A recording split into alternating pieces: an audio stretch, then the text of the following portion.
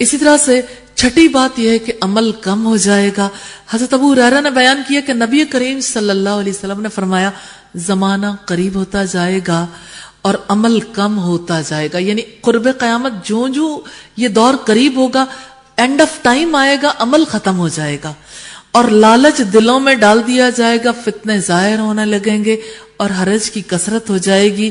اور لوگوں نے جب سوال کیا کہ یہ کیا ہے تو آپ نے فرمایا حرج سے مراد قتل ہے، قتل ہے. بخاری کی روایت ہے 7061 نمبر پر. امام نبوی فرماتے ہیں یہ حدیث بیان کرتے رہے کہ یہاں مطلق احادیث میں علم کے قبض کیے جانے سے مراد اس کا سینوں سے مٹا دینا نہیں ہے، بلکہ اس کے معنی یہ ہے کہ علم کے حامل افراد مر جائیں گے، یعنی وہ زمانے میں باقی نہیں رہیں گے اور لوگ جاہلوں کو اپنا امام بنا لیں گے. یعنی جاہلوں سے علم حاصل کریں گے جو اپنی جہالتوں سے فیصلہ کریں گے، خود بھی گمراہ ہوں گے اور دوسروں کو بھی گمراہ کریں گے.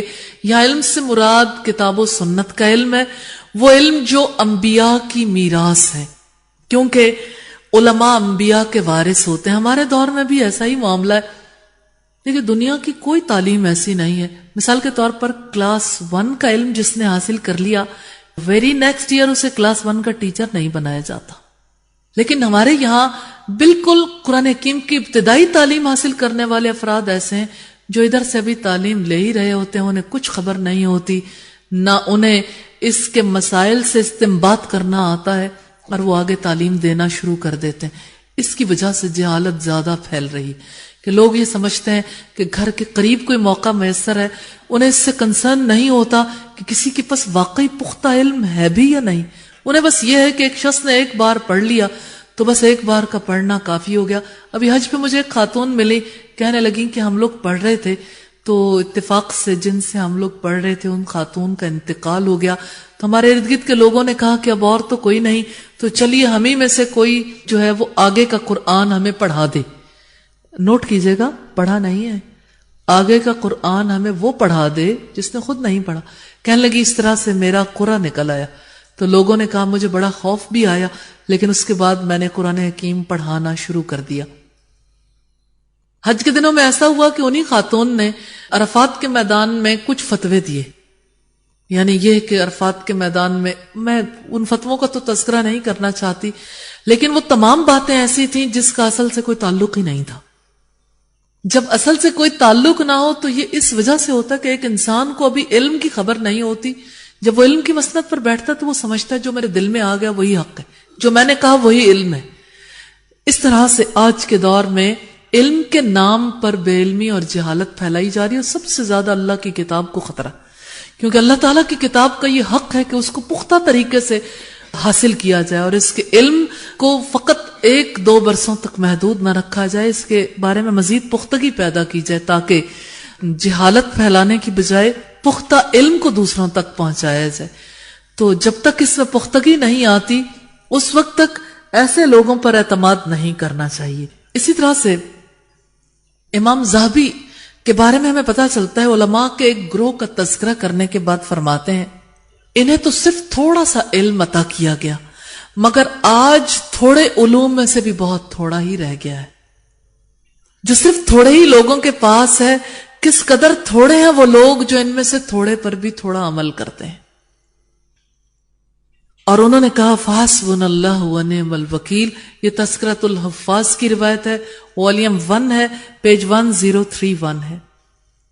بات اس زمانے کی ہے جب امام ذہبی تھے، جب ابھی یعنی ابتدائی دور تھا. اس زمانے کے لوگ اپنے علم کو کم سمجھتے تھے، اور آج کے دور میں آپ دیکھیے کہ ہم کس دور میں آن پہنچے جہاں جہالت بھرپور طریقے سے اپنے پنجے گاڑ چکی ہے، گھر گھر کے اندر، ہر ایک کے قلب و ذہن کے اوپر. اور عجیب بات یہ ہے کہ ہر جاہل اپنے آپ کو صاحب علم سمجھتا ہے.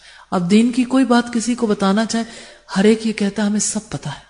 نو ڈاؤٹ کہ انفارمیشن بہت ساری چیزوں کے بارے میں ہے.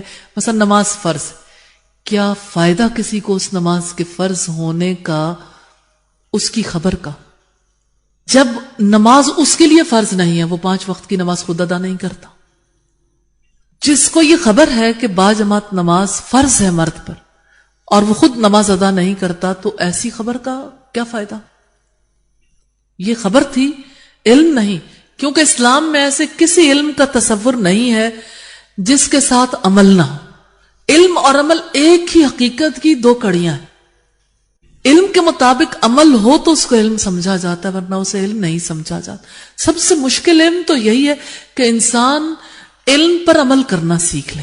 تو جو بات انسان کے دل کے اندر نہیں اترتی، جو اس کی زبان سے اعتراف اور اقرار بن کے سچائی بن کر نہیں نکلتی ہے، جو اس کے عمل میں نہیں آتی، وہ علم نہیں ہے۔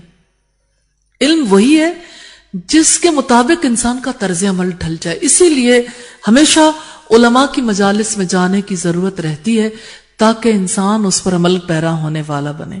نبی صلی اللہ علیہ وسلم نے فرمایا، بہترین لوگ میری صدی کے ہیں، پھر ان سے متصل والے یعنی اس کے بعد والے، پھر ان سے متصل یعنی ان کے بعد والے ہیں۔ صحیح مسلم کی کتاب فضائل الصحابہ کی روایت ہے، والیوم 16 ہے، پیج 86۔ تو علم کے بارے میں ہم نے یہ دیکھا کہ علم برابر گھٹتا چلا جائے گا، ہر صدی کے بعد آنے والے دنوں میں اور گھٹتا چلا جائے گا، جہالت بڑھ جائے گی، یہاں تک کہ لوگوں کو اسلام کے فرائض کا بھی پتہ نہیں رہے گا۔ فرائض سے مراد صرف یعنی نماز، روزہ، حج، زکوٰۃ نہیں، نماز کے اندر کی بات دیکھیں یا روزے کے یا حج اور زکوٰۃ کے، یقین کریں اب تو یہ صورتحال ہے ارکان اسلام کے اندر کون سی بات محمد رسول اللہ صلی اللہ علیہ وسلم کے طرز عمل کے مطابق ہے، کون سی چیز فرض ہے، کس کو کس طرح سے ادا کرنا، یہ بات اب لوگوں کے ذہنوں سے مٹ چکی۔ بالکل ابتدائی تعلیمات ہیں، لیکن یہ تعلیمات بھی نہیں جانتے، یعنی چند الفاظ کا پتہ ہے لیکن اس عمل کو کیسے بجا لانا ہے، اس عمل کے بجا لانے کی خبر نہیں ہے۔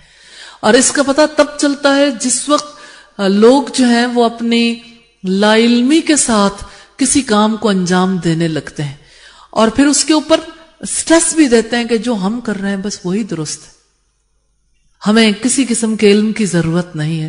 تو یہ علم کے گھٹنے کی اور جہالت کے پھیلنے کی علامت ہے۔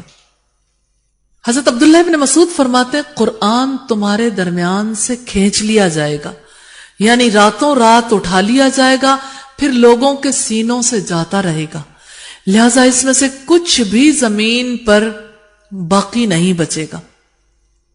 مجموع الزوائد کی روایت ہے، والیوم 7 ہے، پیج 330۔ ابن حجر نے کہا ہے کہ اس کی سند درست ہے۔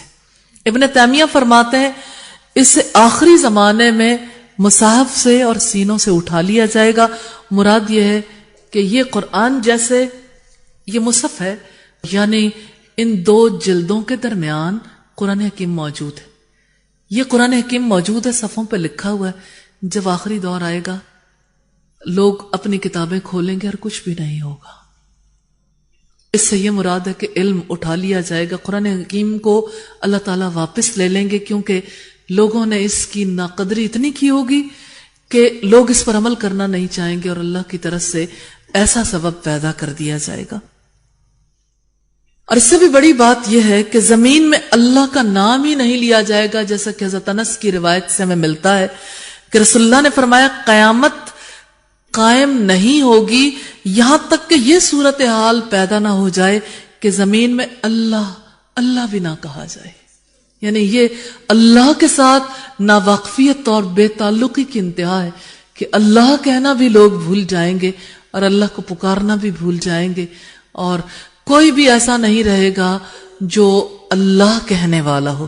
صحیح مسلم کی کتاب الایمان کی روایت ہے، اور یہ والیوم 2 پیج 78 پر ہے۔ امام ابن کثیر فرماتے ہیں کہ اس حدیث کے معنی میں دو اقوال ہیں، دو باتیں ہیں۔ ایک تو یہ ہے کہ کسی شخص کو دیکھے گا غلط کام کا ارتکاب کرتے ہوئے اسے روکے گا نہیں، اور دوسرا اس کا مطلب یہ ہے کہ اللہ کا ذکر نہیں ہوگا، یعنی اللہ کا کوئی تذکرہ نہیں ہوگا، نہ ہی اس کا نام معروف ہوگا۔ یہ صورتحال انسان کی تباہی اور اس کائنات کی تباہی تک لے جائے گی، آخری وقت میں یہ صورتحال رونما ہوگی۔ اللہ تعالی ہمیں ایسے دور سے پہلے ہی واپس بلا لے، واپس بلا لے۔